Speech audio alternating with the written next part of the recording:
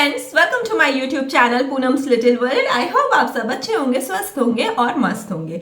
तो आज का वीडियो बहुत ही ज़्यादा इन्फॉर्मेटिव होने वाला है क्योंकि मैं आप लोगों के साथ शेयर करने वाली हूँ कि मेरा वीज़ा प्रोसेस एक्सपीरियंस कैसा था जब मैं भी जर्मनी आने के लिए ट्राई कर रही थी। मैंने किस कैटेगरी ऑफ वीज़ा अप्लाई किया था, कौन सा कैटेगरी चूज़ किया था और मेरा वीज़ा प्रोसेसिंग टाइम कितना था और मुझे एप्लीकेशन प्रोसेस के टाइम कौन कौन से क्वेश्चन पूछे गए थे। तो आज के वीडियो में मैं ये सारे टॉपिक कवर करने वाली हूँ, तो अब बिना स्किप करते हुए इस वीडियो को लास्ट तक ज़रूर देखें। और मेरा एक्सपीरियंस एंड क्वेश्चन वो मैं वीडियो के लास्ट में आप लोगों के साथ डिस्कस करूँगी। तो सबसे पहले मैं इस वीडियो में जो मैं कवर करने वाली हूँ वो ये कि आपको अपना राइट कैटेगरी ऑफ वीज़ा कैसे चूज़ करना है।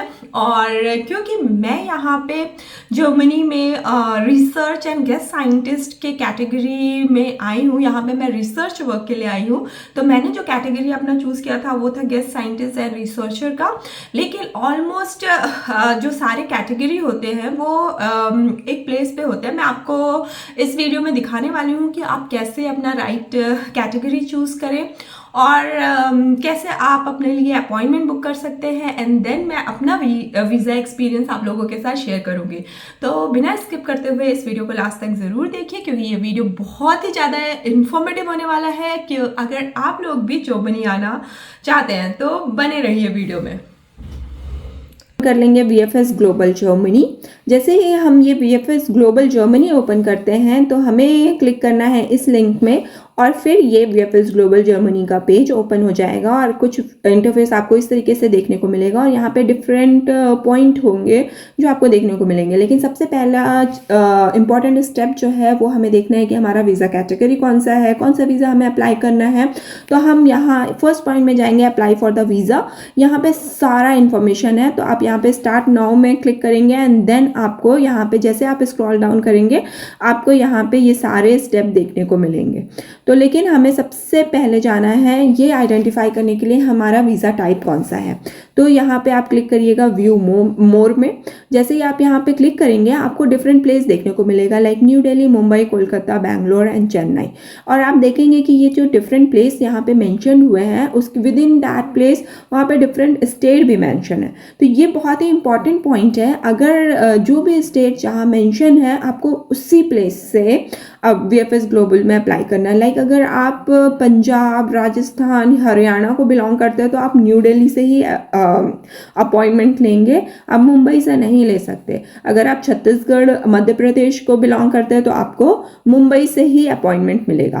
तो ये डिफरेंट स्टेट यहाँ पे मेंशन किया गया है, उसके अकॉर्डिंग आपको अपना अपॉइंटमेंट लेना है।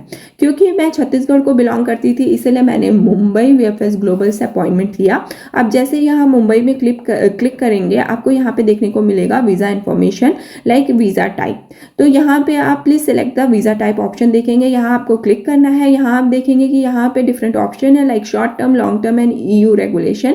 क्योंकि मैं लॉन्ग टर्म के लिए जा रही थी इसलिए मैंने क्लिक किया लॉन्ग टर्म वीज़ा। और यहाँ पे आप जैसे स्क्रॉल डाउन करेंगे यहाँ पे आपको डिफरेंट इन्फॉर्मेशन देखने को मिलेगा। यहाँ पे आपको ओवरव्यू में क्लिक करना है। देन आप देख सकते हैं यहाँ पे डिफरेंट पॉइंट है like what is the visa fee, document required, photo specification, processing time, general information, like सारा इन्फॉर्मेशन आपको यहाँ पे मिल जाएगा। तो हाँ, सबसे इंपॉर्टेंट चीज़ जो है वो है डॉक्यूमेंट रिक्वायरमेंट। तो हम यहाँ पे जाएंगे डॉक्यूमेंट रिक्वायरमेंट में, आपको करना है क्लिक यहाँ पे।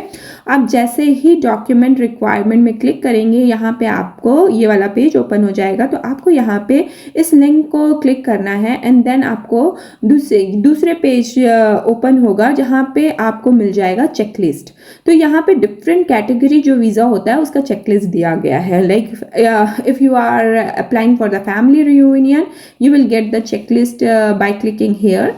And if you are applying for the employment or the research category visa you will get the checklist from here. So within the employment and research category you will get the different sub category like there are different subcategory. If you are applying for the job seeker visa you have to click here. But क्योंकि मैं research और guest scientist के लिए apply कर रही थी इसलिए मैंने यहाँ पे क्लिक किया। जैसे ही मैंने यहाँ पे क्लिक किया आपको कुछ पेज इस तरीके को देखने को मिलेगा। तो आपको सबसे पहले जो जाना है आपको स्क्रॉल डाउन करना है और आपको सबसे नीचे ये PDF पेज दिखेगा। आपको यहाँ पे क्लिक करना है, मैंने पहले भी डाउनलोड किया था इसीलिए यहाँ पे डाउनलोड अगेन आ रहा है, और फिर आप इसको ओपन कर लें।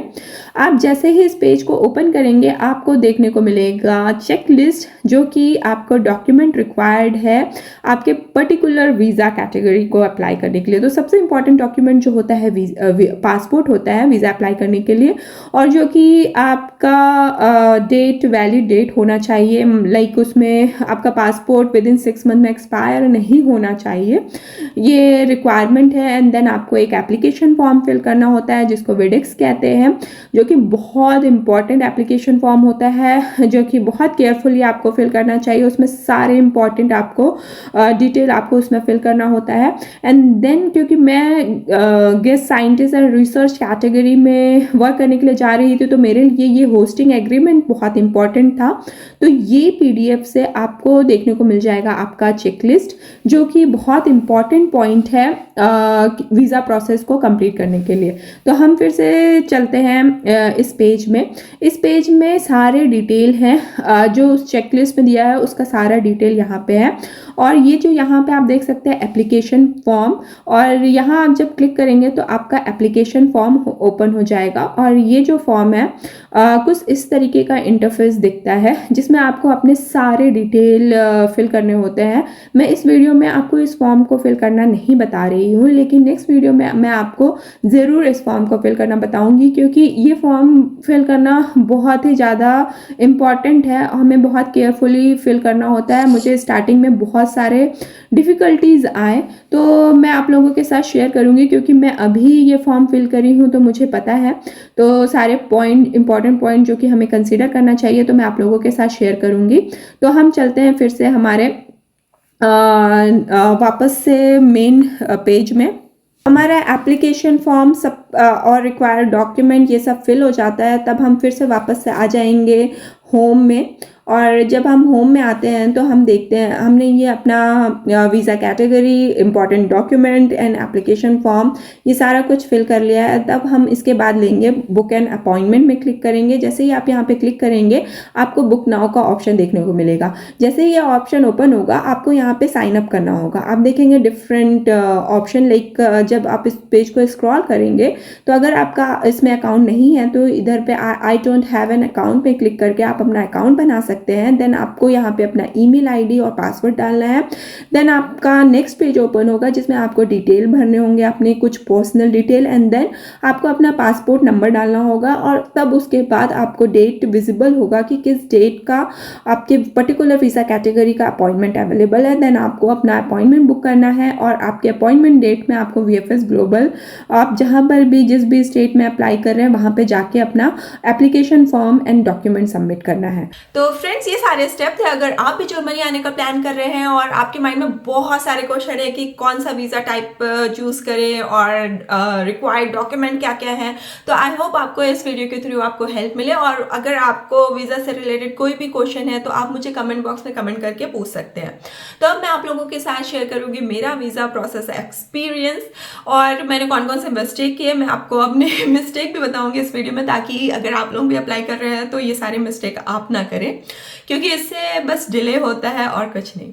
तो सबसे पहले मैं आपको बताऊंगी कि मैं किस कैटेगरी में अपना वीज़ा अप्लाई करी थी, क्योंकि मैं यहाँ पे वर्क के लिए आ रही थी। तो मैंने सबसे पहला जो इम्पॉर्टेंट चीज़ होता है, हमें वीज़ा प्रोसेस के लिए अपॉइंटमेंट डेट चाहिए होता है। तो VFS ग्लोबल में जब आप लॉगिन करते हैं तो आप अपने वीज़ा टाइप सेलेक्ट करते हैं, उसके अकॉर्डिंग आपको अपॉइंटमेंट डेट मिलता है। तो सबसे पहले तो मैं कंफ्यूज थी कि मैं किस कैटेगरी में अप्लाई करूं। तो मुझे लगा क्योंकि मैं यहाँ पे वर्क के लिए आ रही हूँ और मैं टैक्स भी पे कर रही हूँ, तो मेरा जो कैटेगरी होगा वो एम्प्लॉयमेंट का होगा। और मैंने वो सेलेक्ट कर लिया और मुझे तुरंत से डेट मिल गया था मुंबई में। और मैंने प्रीमियम सर्विस लिया था, और उसके थोड़े अलग से चार्जेस होते हैं, लाइक 3000 रुपीज़ कुछ था। मतलब ये मैं एग्जैक्ट नहीं बता रही हूँ, इसके अराउंड था, थोड़ा कम या फिर थोड़ा ज़्यादा हो सकता है, लेकिन एग्जैक्ट इसके अराउंड ही था। फिर मैं अब जब मैं उस डेट पे गई ऑफिस, तब मुझे पता चला कि मैंने जो अपना कैटेगरी चूज़ किया है वो मैंने गलत चूज़ किया है। उसके बाद आप उसको कैंसिल नहीं कर सकते, आपका पैसा वो वेस्ट ही होगा, क्योंकि वो बिल्कुल हेल्प नहीं करते हैं वहाँ पे। फिर मैंने उनको बताया कि इस कैटेगरी में लाइक रिसर्चर और गेस्ट साइंटिस्ट के कैटेगरी में मुंबई में जो नेक्स्ट अवेलेबिलिटी है वो आज से 2 महीने बाद की है। तो और फिर उन्होंने बोला कि मैं दूसरे स्टेट में भी देख सकती हूँ। तो फिर मैंने दिल्ली सर्च किया, तो दिल्ली में मुझे 3-4 दिन के बाद का अपॉइंटमेंट मिल गया था। फिर मैं मुंबई से दिल्ली फ्लाई करी, और फिर जब मैं दिल्ली में VFS ग्लोबल में गई तो उन्होंने मुझे बताया कि मैं नहीं अप्लाई कर सकती दिल्ली से, क्योंकि मेरा जो स्टेट है, पासपोर्ट में जो स्टेट रिटर्न लिखा हुआ है वो है छत्तीसगढ़, और मेरी जो शादी हुई है वो है मुंबई।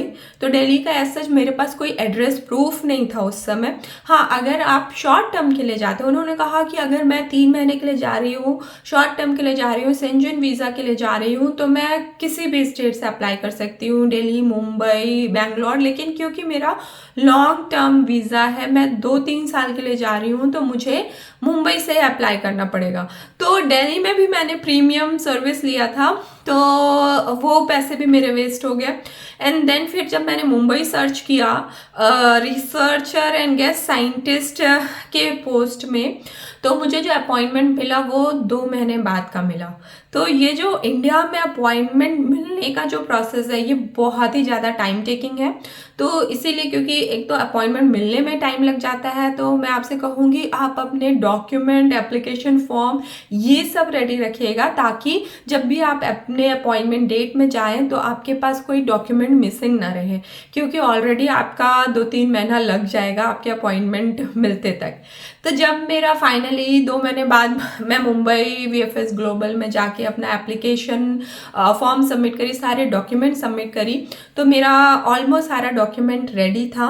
और क्योंकि मैं एज अ गेस्ट साइंटिस्ट यहाँ पे, रिसर्चर यहाँ पे जॉब करने के लिए आ रही थी, तो सबसे इम्पॉर्टेंट चीज़ जो मेरे लिए डॉक्यूमेंट था वो था मेरा होस्टिंग एग्रीमेंट, जो कि यहाँ आपके ऑफिस के थ्रू आपको मिलता है, और वो आपको अपने एप्लीकेशन प्रोसेस में दिखाना होता है। ऐसे जो उन्होंने मुझसे ज़्यादा क्वेश्चन नहीं किया था, बस यही कि मैं यहाँ पे क्यों आ रही हूँ, क्या पर्पस है, और जो स्टार्टिंग के डे होता है, अगर आप कहीं भी जॉब करने जाते हो तो आपको स्टार्टिंग में सैलरी नहीं मिलता है, तो आप वो कुछ दिन जब तक आपकी सैलरी नहीं मिल रही है तो आप कैसे सरवाइव करोगे, आप कितने अमाउंट वहाँ पे ले जा रहे हो, कौन सा क्रेडिट कार्ड ले जा रहे हो या कैश ले जा रहे हो, इस टाइप के वो नॉर्मल क्वेश्चंस करते हैं, जो इसके लिए आप पहले से प्रिपेयर्ड रहते हैं अगर आप जा रहे हो तो इस टाइप का। और फिर वो बायोमेट्रिक होता है, और अगर आपके पास, क्योंकि अगर आपने प्रीमियम लॉन्च सर्विस लिया है तो आप अगर फ़ोटो आपका नहीं भी है, बायोमेट्रिक फ़ोटो आप उस स्पेसिफिकेशन का नहीं है, तो वो वहाँ पे ऑलरेडी वहाँ पे सर्विसेज होती हैं, तो वो आपको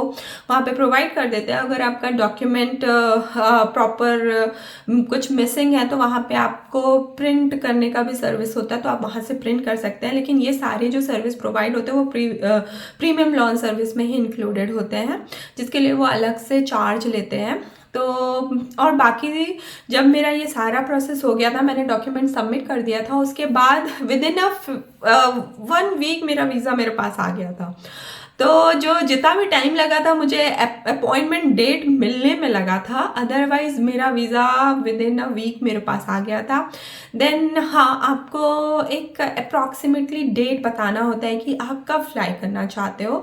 तो मैंने देखा कि एप्लीकेशन प्रोसेस में मैंने लिखा था कि मैं इस डेट को फ्लाई करना चाहती हूँ, तो मेरा वीज़ा तभी से आया था। आई डोंट नो कि वो कौन सा डेट प्रोवाइड करते हैं, लेकिन मैंने जो एप्लीकेशन फॉर्म में फिल किया था कि मैं इस डेट को फ्लाई करने चाहती हूँ, तो मेरा जो वीज़ा आया था वो उसी डेट से था। और मुझे जो वीज़ा मिला है वो अभी 6 मंथ के लिए मिला है। तो यहाँ पे ये जो होता है ये वर्क परमिट वीज़ा ही होता है। अगर वो आप पहले शायद 3 मंथ के लिए मिलता था, लेकिन मेरे को अभी जो मुझे मिला है वो 6 मंथ के लिए मिला है। और ये वीज़ा टाइप जो है वो D है, और इसे हम नेशनल वीज़ा कहते हैं। और जब आप जर्मनी आ जाते हैं तब आपको ये वीज़ा एक्सटेंड करवाना होता है और ये एज अ वर्क परमिट होता है। तो क्योंकि यहाँ पे बहुत एप्लीकेशन होता है और वीज़ा एक्सटेंड करने में टाइम लगता है, इसीलिए जनरली वो आपको 6 मंथ का वीज़ा देते हैं ताकि वो अच्छे से प्रोसेस कंप्लीट कर सकें। और हाँ, मेरा वीज़ा 6 मंथ में विद इन अ वीक आ गया था। और बस मैंने जो गलती की थी वो, क्योंकि मेरा जो अपॉइंटमेंट डेट था वो जब भी मुझे मेरा ऑफ़र लेटर मिला था उसके 1 हफ्ते बाद ही था। तो मुझे लग रहा था कि मुझे जल्दी से मेरा वीज़ा एप्लीकेशन अपॉइंटमेंट डेट मिल जाए, लेकिन उतना ही डिले हुआ, मुझे 2-3 महीने बाद का मिला। और मैं दिल्ली से ट्राई करी, लेकिन मैं ऐसा, अगर आप लॉन्ग टर्म वीज़ा के लिए अप्लाई करते हैं तो आप किसी भी प्लेस से नहीं कर सकते। आपका स्टेट जिस भी 5 पॉइंट में मेंशन है आपको वहीं से अप्लाई करना है। तो ये सब पॉइंट मुझे लगता है कि आप लोगों के लिए इम्पॉर्टेंट हो सकता है। बहुत सारे लोगों को पता होगा लेकिन मुझे नहीं पता था, मैंने ये सारे मिस्टेक किए थे, तो मैं आप लोगों के साथ शेयर करी ताकि अगर आप लोगों के मन में भी ऐसा डाउट है तो शायद आपको इस वीडियो से हेल्प मिल सके। तो आई होप आपको ये वीडियो अच्छा लगा हो, इन्फॉर्मेटिव लगा हो। अगर आपको वीज़ा से रिलेटेड कोई भी डाउट है तो आप मुझे कमेंट करके पूछ सकते हैं, और मे बी नेक्स्ट वीडियो में मैं आपको बता सकती हूँ कि वीज़ा एप्लीकेशन फॉर्म कैसे फिल करते हैं, क्योंकि मुझे पता है जब मैं फिल कर रही थी तो मुझे भी बहुत सारी डिफ़िकल्टीज आई थी। हाँ, हम जब फिल करते हैं तो ऑफकोर्स कुछ टाइम बाद वो ईजी लगने लगता है, लेकिन फिर भी हमारे मन में बहुत सारे डाउट होते हैं। और मैंने अभी अभी ये सारे प्रोसेस किया है, तो अगर मैं नेक्स्ट वीडियो में बना सकती हूँ कि वीज़ा एप्लीकेशन फॉर्म कैसे फिल करते हैं। तो आई होप ये वीडियो अच्छा लगा हो, और अगर अच्छा लगा तो प्लीज़ मेरे चैनल को सब्सक्राइब करें इस तरीके के इन्फॉर्मेटिव वीडियो के लिए। और जल्दी मिलते हैं नेक्स्ट वीडियो पे। Bye bye friends, see you.